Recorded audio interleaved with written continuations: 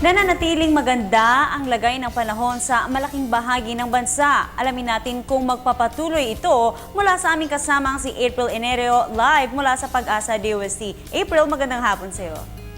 Magandang hapon din sa iyo, Habiba. Tama ka, no? Naging maganda po ang panahon nitong nakaraang weekend, mga kababayan. At magpapatuloy pa rin ito hanggang ngayong Lunes. Ayon po sa weather forecast ng Pag-asa, walang kahit anumang sama ng panahon nagbabanta sa loob o labas man ng Philippine Area of Responsibility ngayong araw. At tanging tail end of a cold front lamang ang nagdadala ng ilang pagulan dito sa may Cagayan Valley, mga rehiyon ng Ilocos, Cordillera, pati maging sa probinsya ng Aurora.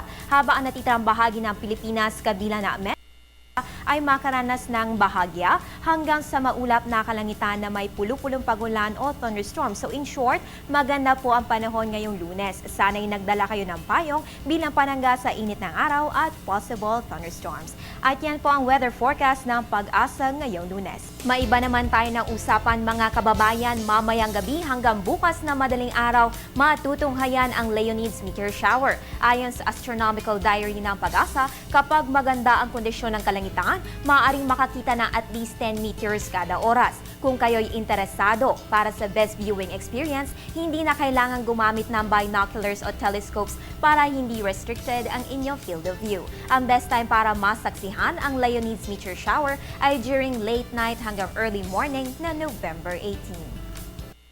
At yan ang dagdag kaalamang hatid sa inyo ng Panahon TV, kung saan walang pinipiling panahon ang pagbibigay impormasyon. Alamin ang lagay ng panahon sa inyong lugar sa pamamagitan ng Panahon TV Facebook at Twitter accounts. At yan ang pinakahuling balita mula dito sa Pag-asa DOST. Ako po ang inyong weather girl April Enerio para sa Telebisyon ng Bayan. Balik sa iyo, Habiba. Maraming salamat sa iyo, April. Samantala, time check na muna tayo. Philippine Standard Time. Ganap na pong 20 minuto bago po ang ikatlo ng hapon. Abangan po susunod sa mga balita. DSWD nagbabala laban sa mga peking organisasyon na humihingi ng dagdag na volunteers. At Philippine Navy magpapadala ng dagdag na barko sa Matnog Port. Yan at marami pang mga balita dito lamang po sa News at 1.